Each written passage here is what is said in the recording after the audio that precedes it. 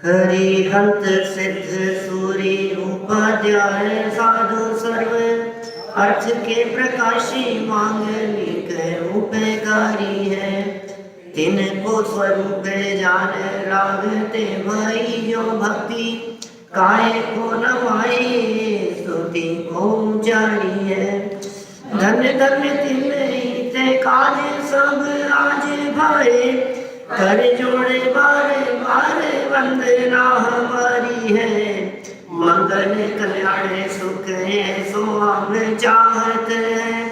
ओ मेरी ऐसी दशा जैसी तुम धारी है। ओ मेरी ऐसी दशा जैसी तुम धारी है।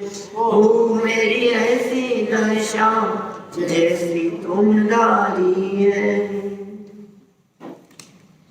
चैत्र चूड़ामणि नामक ये ग्रंथ, और इस ग्रंथ के आधार से यहाँ जो चर्चा चल रही थी उसमें बहुत मार्मिक बातें नीतिकार बीच बीच में कह देते हैं। ने कही भाई जीवनधर कुमार, उसके द्वारा काष्टांगार की मृत्यु हुई, काष्टांगार को मार दिया गया। फिर राज्याभिषेक हुआ, राज तिलक हुआ। उसके पहले जीवनधर कुमार ने जिन मंदिरों की वंदना की, सारे जैन मंदिरों की वंदना करके आए। और यहाँ नीतिकारों ने बीच में एक और बात जो जगत के जीवों को समझाने योग्य थी वो कह दी कि सुनो सुनो, जो दूसरों के लिए खाई खोदता है वो स्वयं उसी में गिरता है। कल जो अपनी चर्चा यहाँ चली है उस चर्चा में यही महत्वपूर्ण बात कही गई कि काष्टांगार के मरण का कारण कोई और नहीं था। काष्टांगार अपनी ही मायाचारी से, अपने ही छल से, अपने ही खोटे परिणामों से, अपनी ही वृत्ति के कारण मौत को प्राप्त हुआ। उसने पहले सत्येंद्र महाराजा को धोखे से मारा और जीवनधर कुमार का भी पता लगने पर मारने का प्रयास किया, मार नहीं पाया, खुद ही मर गया। तो खुद ही देखो, मारना चाहता था और खुद मर गया। ये प्रसंग क्या बतलाता है कि दूसरे को मारने के भावों में खुद की मौत छिपी है। आप सामने वाले व्यक्ति को मार पाओ या न मार पाओ, लेकिन मारने का जो भाव किया है उसके फल को तो भुगतना ही पड़ेगा। उसको कौन भुगतेगा? आपने जो मारने का भाव, वास्तव में ये जीव भाव के अलावा और कर क्या सकता है ये बताओ। सामने वाले व्यक्ति का जिंदा रहना और मरना वो तो उसके आयु क्रम पे निर्भर करता है।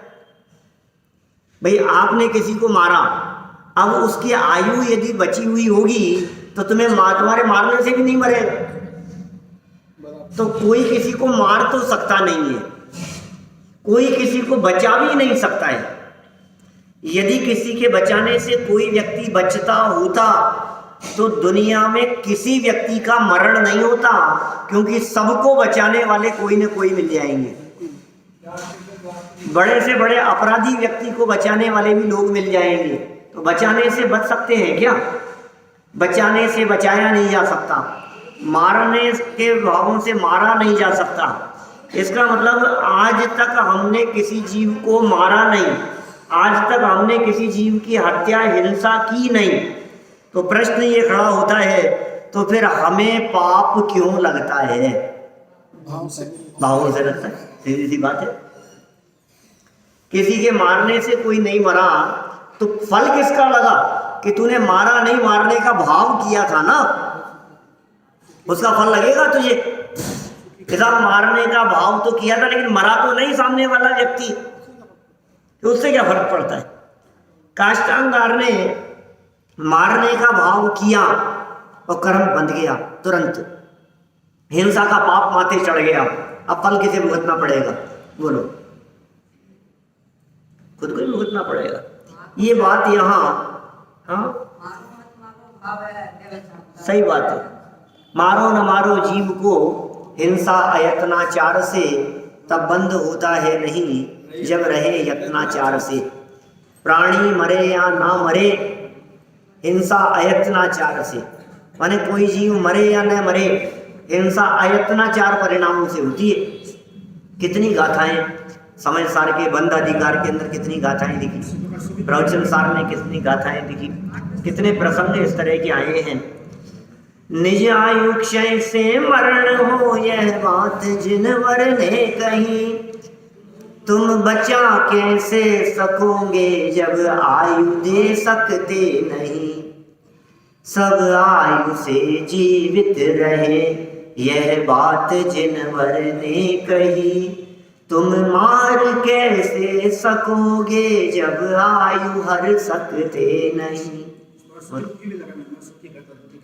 हाँ, चाहे सुख दुख की बात हो, चाहे जीवन मरण की बात हो, ये सारी बातें कर्म के उदयानुसार ही बनती है। चलिए, यहाँ तो ये कह रहे हैं कि उसने मारने का परिणाम किया लेकिन स्वयं ही मर गया। ये चर्चा हमने कल आपके बीच में की थी।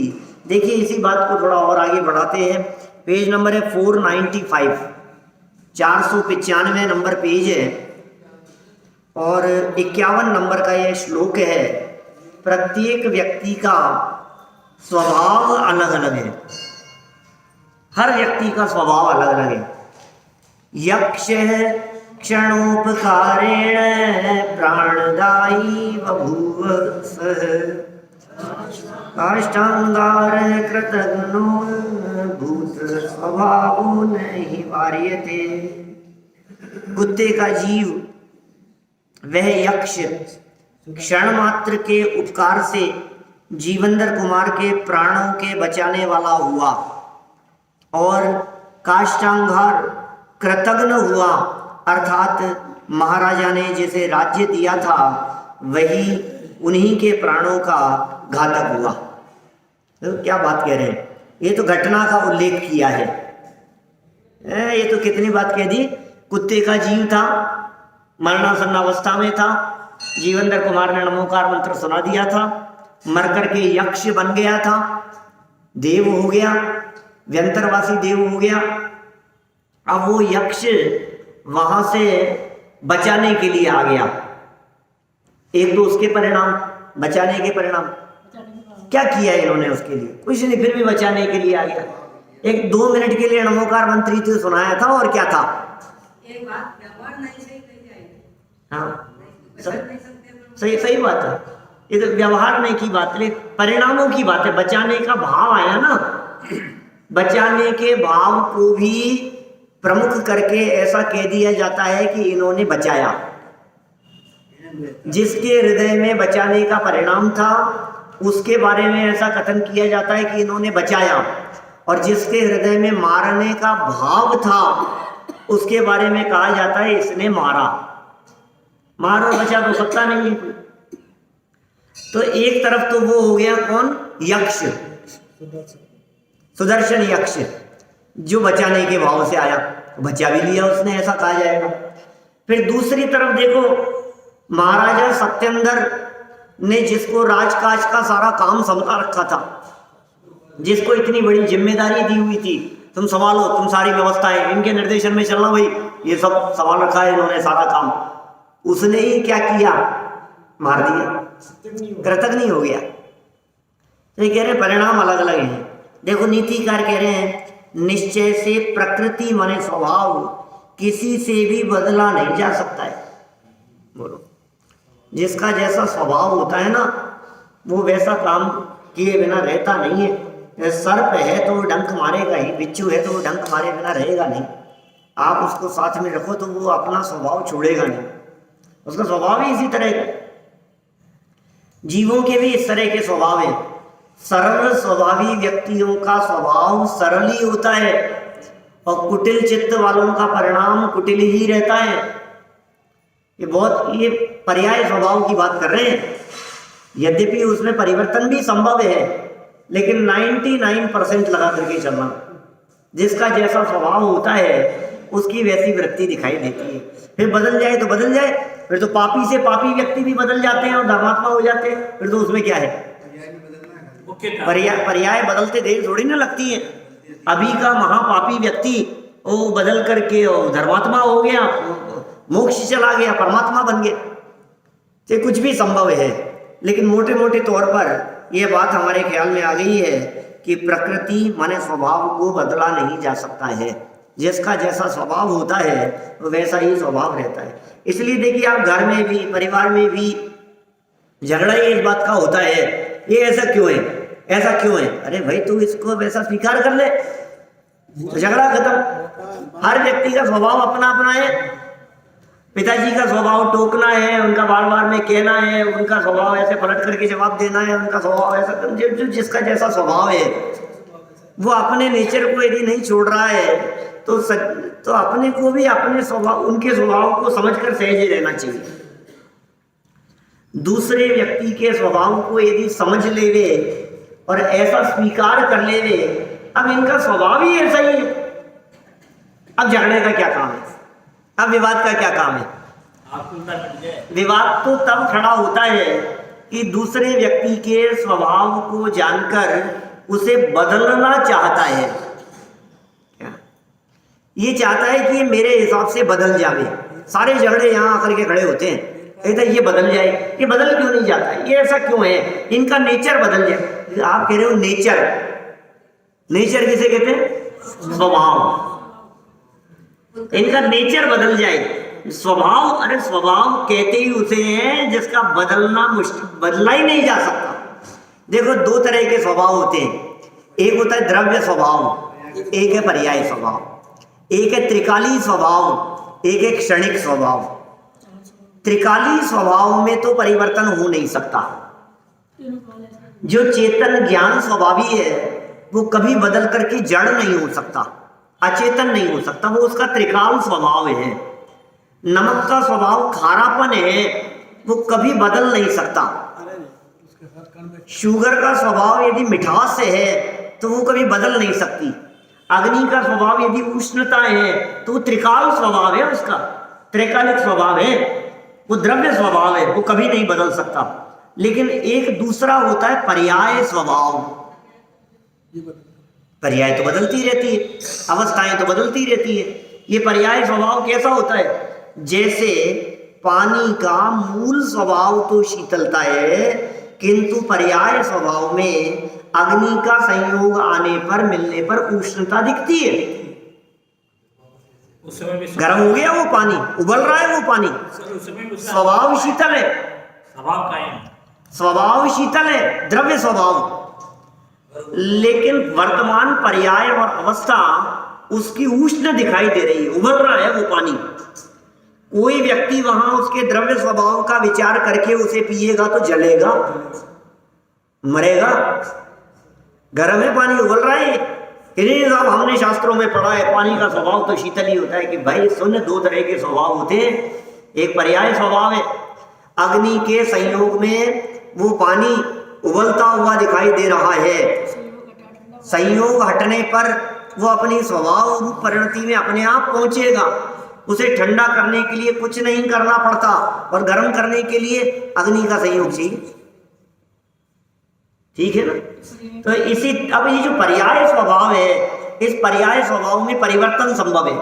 अभी उबला हुआ दिखाई दे रहा है, अभी ठंडा हो गया है, अभी ठंडा था, अग्नि का संयोग मिलने पर गर्म हो गया।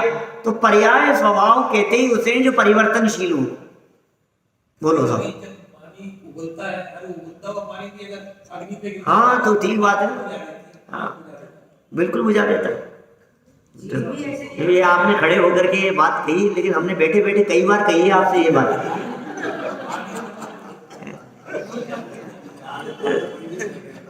कोई बात नहीं, वो तो प्रसंग नहीं है ना, उसको ज्यादा आपने को विस्तार नहीं देना है। नहीं तो ये सारी बातें है ही, अपन जानते ही हैं। माने वो स्वभाव पानी कैसा भी हो, अब ऐसे ही शीतल स्वभाव के साथ साथ में पवित्र स्वभाव की भी बात करते हैं। जल स्वभाव जो है वो पवित्र है, जल की उपमा पवित्रता के संदर्भ में दी जाती है। अरे अपने यहाँ तो पूजाओं में उस जल की पवित्रता को मुनिराजों के मन की पवित्रता से तुलना करके समर्पित करने की बातें कही है। पुरानी पूजाएं उठा करके देखो। मुनि मन सम उज्ज्वल नीर प्रासुक गंध भरा, भरी कनक कटोरी दीनी धार धरा, श्री वीर 24 सृजन चंद आनंद कांद सही पद जजत हरत भव पंद पावत मोक्ष मुनि मन सब उज्ज्वल नीर। मुनिराजों का देखो, मुनिराजों का मन कितना पवित्र है। माने मैं ये जो जल लेकर के आया हूं ना, इस जल की पवित्रता के लिए किसकी उपमा दी जा रही है? मुनिराजों के मन के समान पवित्र है। मुनिराजों का मन इतना पवित्र है कि जिसके समान पवित्रता जगत में और कहीं नहीं है। ऐसा पवित्र है मुनिराजों का मन, जिसमें अनंतानुबंधी नहीं है, जिसमें अप्रत्याख्यानावरण नहीं है, जिसमें प्रत्याख्यानावरण नहीं है, जिसमें संवरण भी अत्यंत मंदता को प्राप्त हो गई है, जिसमें मिथ्यात्वादी विकारी परिणाम नहीं है, काम क्रोधादि भाव नहीं है, विषय कषाय के परिणाम नहीं है, पांचों इंद्रियों के विषयों को जिन्होंने जीत लिया है, उनके हृदय की पवित्रता की क्या बात कहें हम।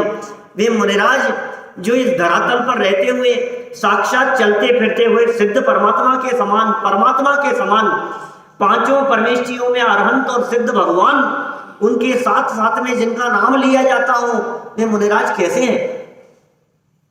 सिद्धों की श्रेणी में आने वाला जिनका नाम है। कौन है वे मुनिराज?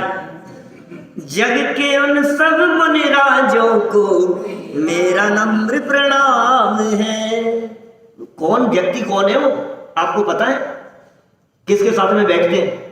हम दिन भर में जितनी बार अरहंत भगवान और सिद्ध भगवान को नमस्कार करते हैं, उससे कम आचार्य उपाध्याय और साधुओं को वंदन नहीं करते।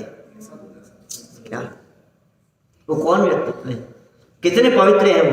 बोले ऐसा पवित्र जल कि साहब आप पवित्र कह रहे हो, गंदा हो गया, ये देखो मलिन हो गया है, अब किसी काम का नहीं बचा है ये जल, गंदगी है इसमें। सुनो, कितना भी गंदा क्यों न हो, पैर में कीचड़ लगा हो तो गंदा जल भी उसे धो देगा। साहब गंदा पानी है, बोलो पैर में गोबर लग गया, गाय का गोबर, अब क्या करो बोलो? गंदा है, कोई बात नहीं, ये साफ तो पता नहीं साहब, यहाँ साफ पानी तो कहीं मिलेगा, कोई बात नहीं, गंदा भी धो देगा उसे। ये है जल की पवित्रता। अभी तो यहाँ उष्णता की चर्चा चल रही थी, अपनी पर्याय स्वभाव बतला रहे थे हम। सुनो, पर्याय स्वभाव जो होता है वो यद्यपि बदला जा सकता है, तथापि जिसका वर्तमान में जैसा पर्याय स्वभाव दिखाई दे रहा है, उसे उस रूप स्वीकार कर लेवे तो विरोध का भाव न आवे, झगड़े उत्पन्न न हुए। स्वीकार कर लो उसे, जो जैसा है उसकी स्वीकृति। ज्ञानियों के हृदय में उनकी सहज स्वीकृति होती है। ये ऐसे ही है, ये बहू का नेचर ऐसा ही है, बेटे का नेचर ऐसा ही है, पोते पोतियों का नेचर इसी तरह का है, ये इसी तरह से जवाब देते हैं। माँ बाप का नेचर इसी तरह का है, हमारे भाई का स्वभाव इसी तरह का है, तो कोई बात नहीं, जान लेते हैं उसमें क्या है। और जो एक बात को जान ले, कितनी बार ऐसे प्रसंग नहीं बनते हैं जब अपने भाई के उस नेचर को जानकर आप विरोध नहीं करते हैं।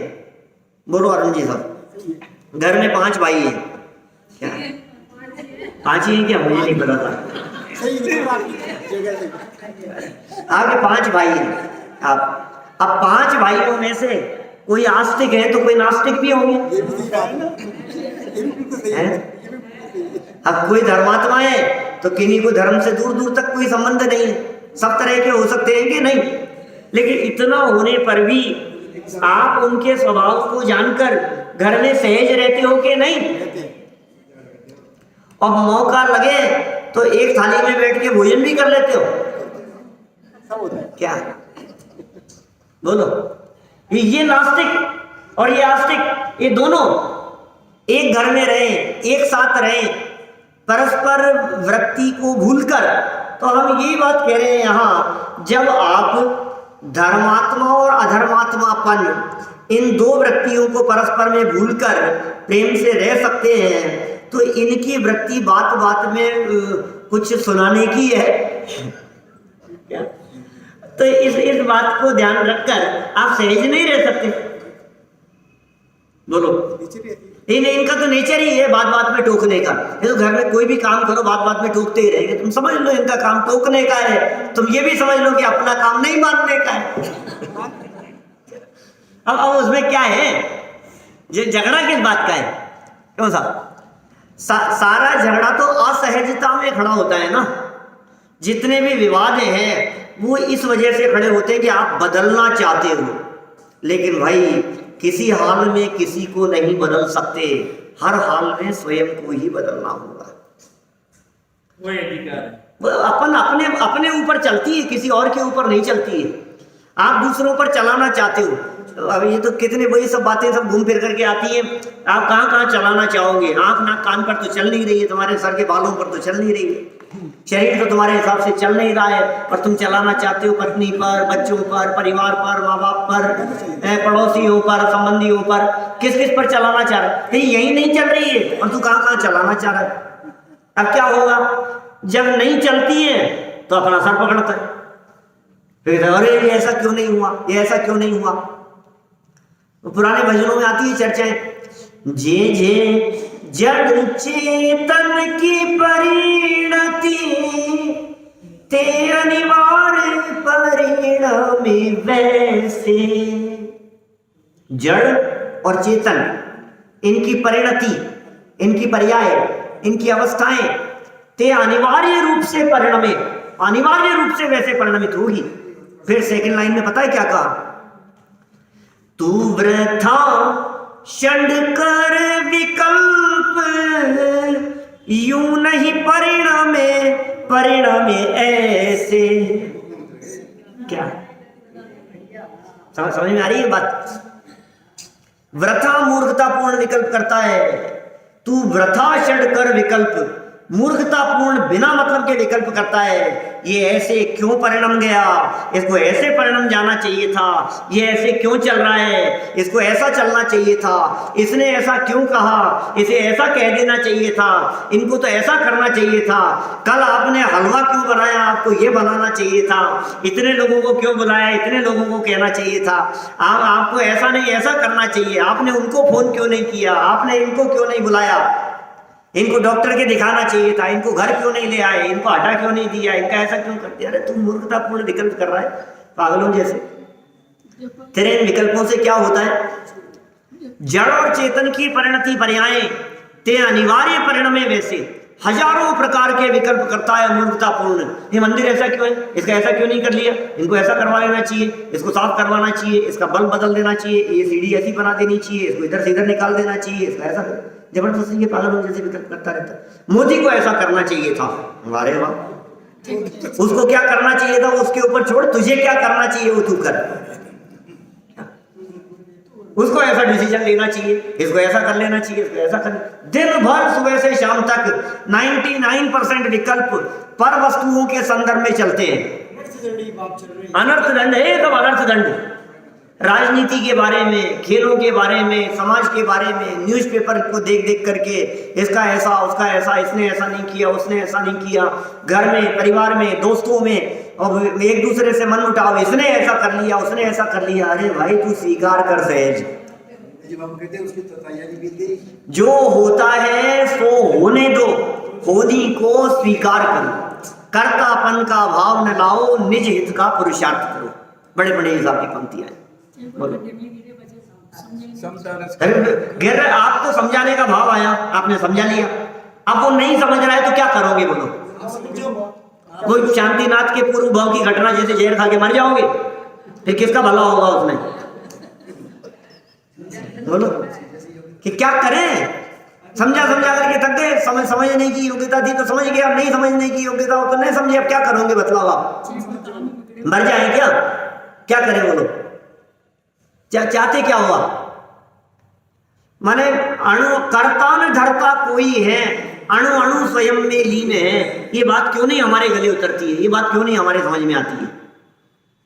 और दिख रहा है सब प्रत्यक्ष, सारी बातें हमारे को प्रत्यक्ष दिखाई देती है, फीलिंग में आती है, अनुभव में आती है, हम सब देखते हैं, रोजाना दिन रात ये बातें दिखाई देती है, लेकिन श्रद्धा के स्तर पर उतरती नहीं है।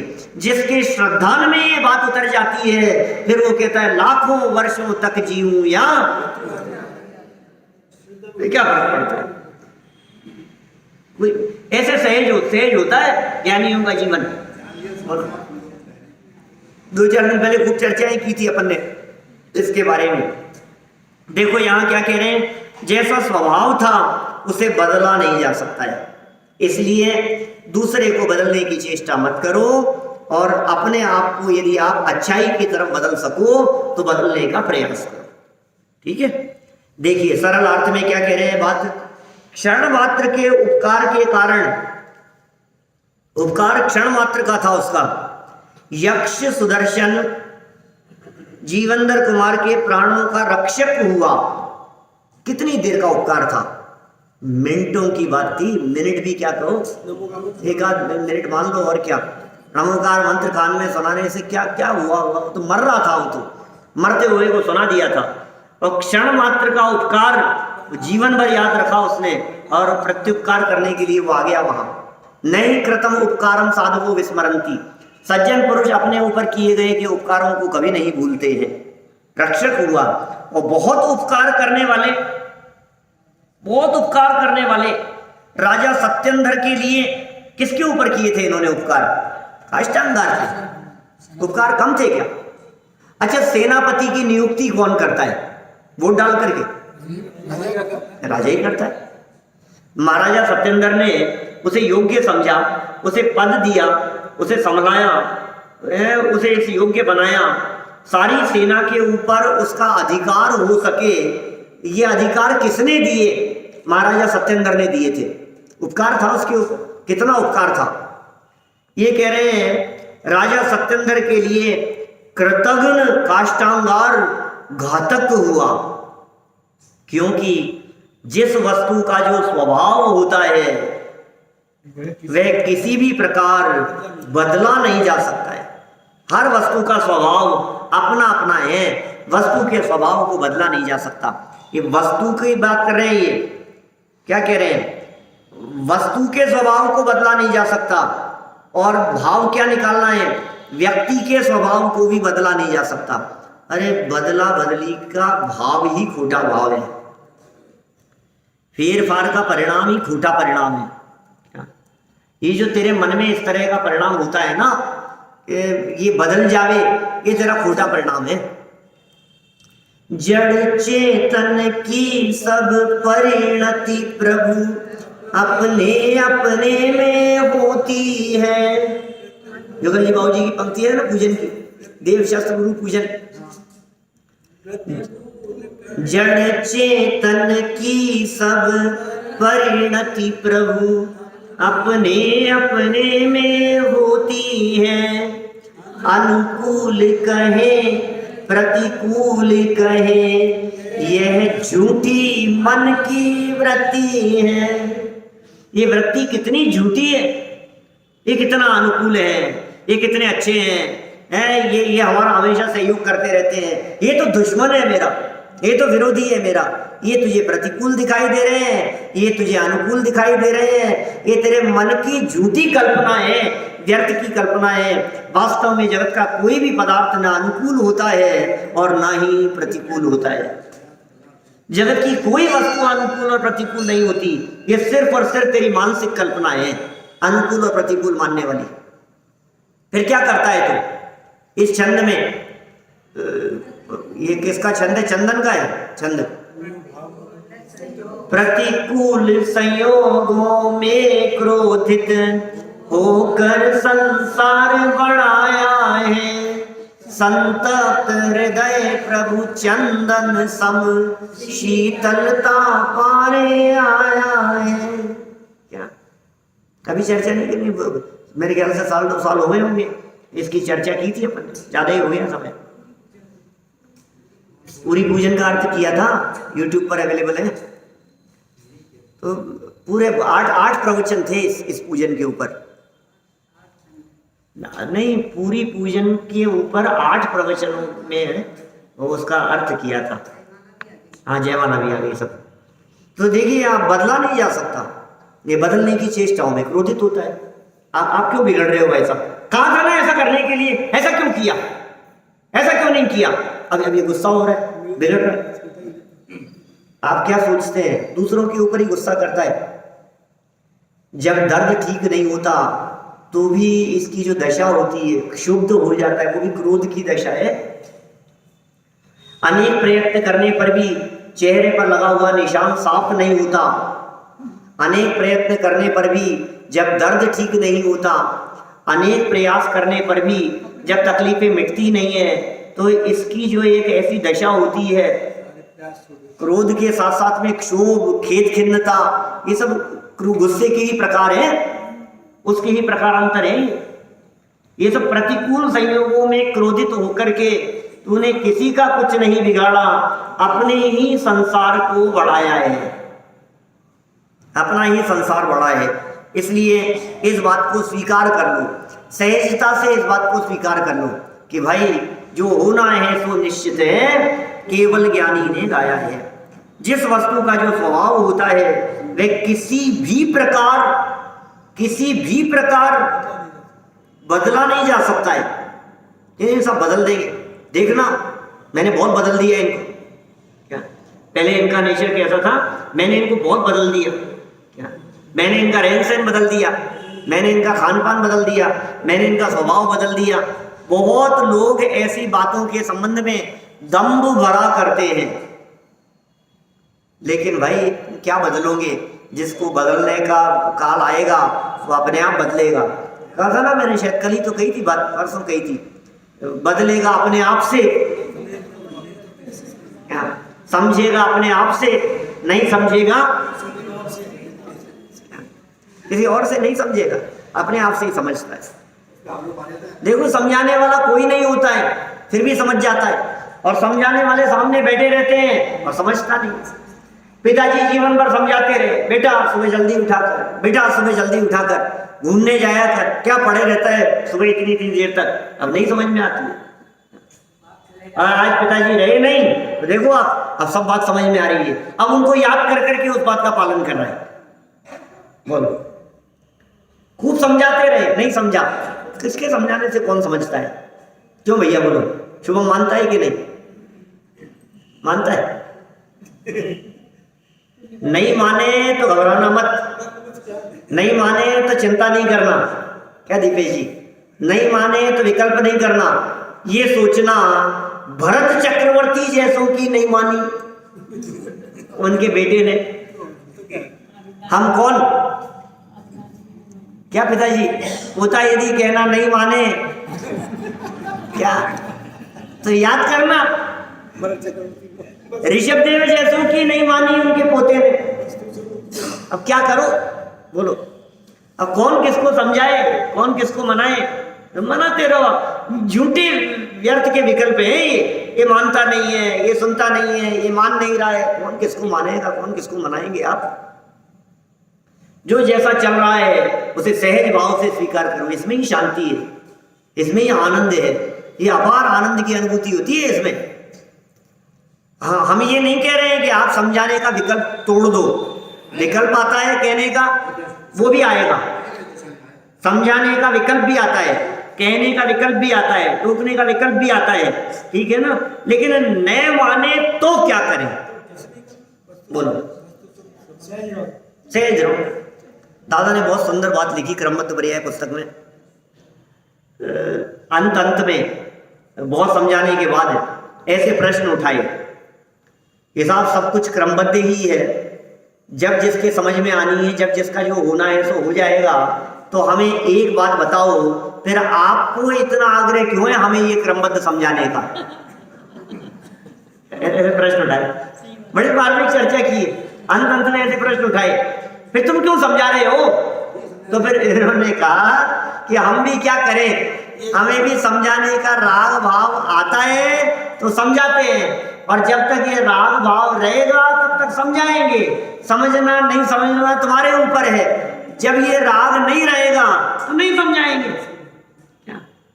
क्या कोई तुम्हारी बात न माने तो तब तुम क्या करोगे? ऐसे प्रश्न उठाए हैं इस तरह के लास्ट में, मैं तो हर साल पढ़ाता हूँ ना विद्यार्थियों को, मैंने फिर प्रश्न उठाया ऐसा कि भाई कोई तुम्हारी बात नहीं माने तो तुम क्या करोगे? करेंगे क्या? मान लेंगे, ऐसा ही होना था सहज रहेंगे। क्या करे? कोई व्यक्ति नहीं माने तो क्या करना, क्या ये बताओ? क्या ना समझ लोग खेत खिन्न होकर, दुखी होकर गलत रास्ता चुन लेते हैं क्या? और समझदार व्यक्ति ये विचार करते हैं जिसकी जैसी होनहार है, अब होनहार को तो टाला नहीं जा सकता है, अब होनहार को तो बदला नहीं जा सकता है, नहीं बदल सकते। ये बात कही। हाँ, ये बात है। टाले तो होनहार का है। हाँ, अच्छा इसको देखो, कभी ऐसा भी हो जाता है इसने टाला और वो टल गया, ऐसा भी तो होता है ना कभी। तो क्या होता है, इसे ऐसा भ्रम हो जाता है कि ये काम मेरे करने से हुआ। ये बहुत खतरनाक है।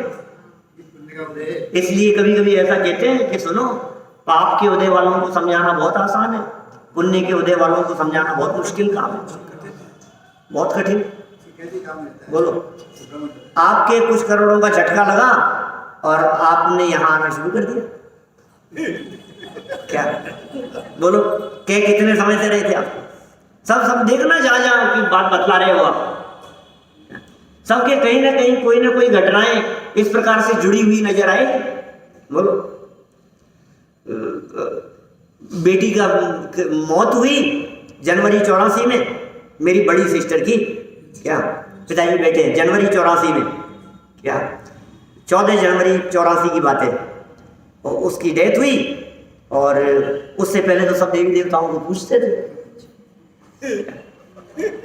बोलो, समझाने वाले मिल गए, मामा जी आपके, क्या आना शुरू कर दिया। बोलो, घटना घटी ना कुछ घटना से अब वो घटना घटी और बिल्कुल विरक्ति हुई सारे जगत से। अब रास्ता बदल लिया अपने, इस रास्ते पर लग गए। जिनके पाप कर्म का उदय आवे, सुनो, उनको यदि आप समझाओ तो उनको यहां लाना बहुत आसान है।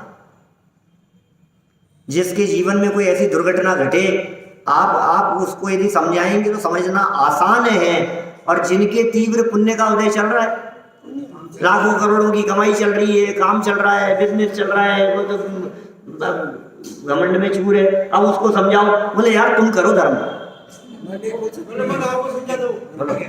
वो क्या कहेंगे? बोलो, नहीं तुम करो, तुम्हें क्या करना है? ऐसे मिलते हैं जवाब, सामने से पलट करके जवाब देते हैं व्यक्ति। हाँ, कर रखा है धर्म, तुमने कर लिया ना, बस ठीक है। हम तो तुम करे आए ना, वंदना शिखर जी की करे आए ना, हम तो तुम्हारे को हाथ पकड़ देंगे, बस हमारी हो जाएगी। ऐसे कहते हैं लोग, हमारी भी ढोक लगा देना, हमारे पास में फुर्सत नहीं है। बहुत कठिन है ये पुण्य के उदय में, ये बात समझ में आना बहुत कठिन है। ये जिनके पाप कर्म का उदय तीव्र हो, उनके समझ में आने के चांस ज्यादा है। मने नरक गति में नारकी जीव असंख्यात सम्यक दृष्टि है, सोचो आप। और मनुष्य गति के जीवों की संख्या आगमों में कही है, 700 करोड़ सम्यक दृष्टि है पूरे डायद्वीप में। 29 अंक प्रमाण गर्भज मनुष्यों की संख्या में सिर्फ 700 करोड़ सम्यक दृष्टि है। 29 अंक प्रमाण, 29 डिजिट, 29 डिजिट में 700 करोड़ क्या है?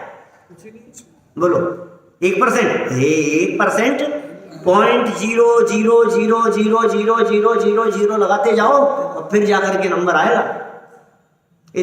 कहाँ लगाओगे आप उसमें परसेंटेज? लगता ही नहीं। और नारकियों में असंख्यात सम्यक दृष्टि है। यद्यपि वहां पर भी परसेंटेज तो इसी तरह का निकलेगा, असंख्यात में एकाध का ही, लेकिन तो भी वो प्रतिकूलताओं में सम्यक दर्शन की प्राप्ति कर लेते हैं।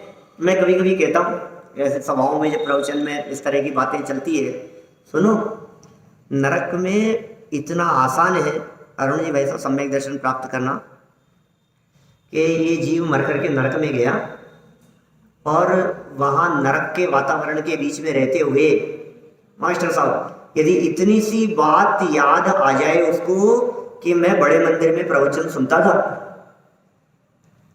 और ये वेद विज्ञान की बात स्मरण में आई और सम्यक दर्शन हो गया, इतना आसान है। आप लोगों के चेहरे बतला रहे हैं कि फिर तो नरक ही चले।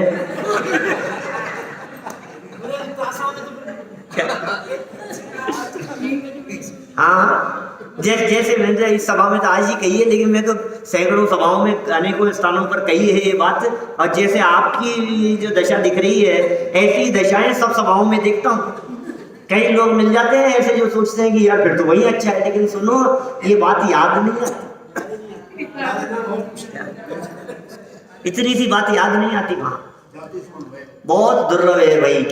इसलिए ये जो प्राप्त पर्याय है, इस प्राप्त पर्याय में ये विचार करके कि अणु अणु स्वतंत्र है, एक एक परमाणु परमाणु स्वतंत्र है, देह का एक एक परमाणु स्वतंत्र है, सामने वाले व्यक्ति स्वतंत्र है, उनके परिणाम स्वतंत्र है, उनकी प्रवृत्ति प्रकृति स्वतंत्र और स्वाधीन है, ये विचार करके सहजता का परिणाम आना चाहिए।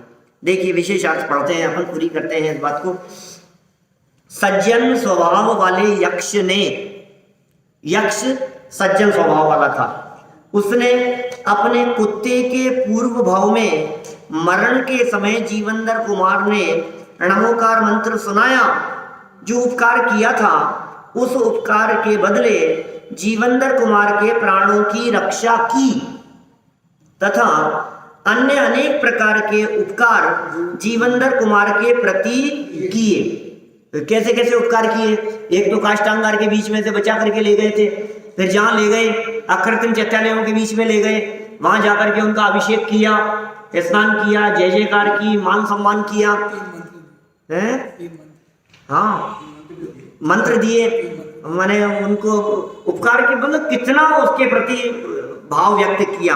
अब देखो दूसरी तरफ राजा सत्येंद्र ने दुष्ट स्वभावी काष्टांगार को अपने विशाल राज्य का अनेक वर्षों तक शासक बनाया, शासन व्यवस्था संभालने वाला जिम्मेदारी दे रखी थी। इतना बड़ा उपकार करने पर भी कृतघ्न काष्टांगार ने उपकारी राजा सत्येंद्र के प्राणों का मायाचारी से घात कराया। बोलो, अपने उपकार करने वाले का ऐसा सिला दिया। बोलो, ऐसे ऐसे अच्छे भावों का और उपकार करने वालों का, क्योंकि सज्जन तथा दुर्जन मनुष्यों का स्वभाव बदलने में कोई समर्थ नहीं हो सकता। एक तरफ तो ये कह दिया कोई दूसरा व्यक्ति समर्थ नहीं हो सकता, लेकिन ये बात अवश्य समझ लेना। अब यदि आपको ऐसा लगता हो मेरी वृत्ति कितनी खराब है, मुझे ऐसा क्यों परिणाम आ जाता है, मैं क्यों ऐसी मायाचारी और छल करता हूँ, मैं क्यों ऐसा कर लेता हूँ, ऐसा परिणाम यदि आपको आता है तो कहते हैं सुनो, दूसरा तो कोई नहीं बदल सकता, तुम स्वयं ही बदल सकते हो। ये तुम्हारे ही हाथ में है। अपने क्रोध को तुम स्वयं जीत सकते हो, अपने अभिमान पर तुम स्वयं विजय प्राप्त कर सकते हो, अपने मायाचारी से तुम स्वयं मुक्त हो सकते हो, अपने लोभ रूप परिणामों से यदि मुक्त होने का भाव हो तो किसी दूसरे की जरूरत नहीं है, किसी के आशीर्वाद से ये विकृतियां नहीं दूर होती हैं, किसी के भला करने से भला नहीं होगा। लेकिन यदि आप ठान लेवें तो ये क्रोधादि विकार क्या चीज है, रागादि सूक्ष्म परिणाम भी, सूक्ष्म संजलन जैसा परिणाम भी, उससे आप मुक्त होकर के परम पवित्र सिद्ध अवस्था की प्राप्ति कर सकते हैं। ये संभव है। उस समय विचार किस प्रकार का? ये विचार यही कह रहे हैं, कण कण की स्वाधीनता का विचार। स्वाधीनता का विचार होने पर आपको गुस्सा नहीं आएगा, स्वाधीनता का विचार होने पर आपको अभिमान नहीं आएगा। इस स्वाधीनता और स्वतंत्रता के विचार में मायाचारी नहीं है, इसमें लोभ का परिणाम नहीं है, सारी बातें गर्भित हो जाती। विस्तार करके देख लो, तो घंटों चर्चा की जा सकती है इसके बारे में। आपको गुस्सा क्यों आया? गुस्सा यही विचार से तो बालबोध पाठमाला में लिखा।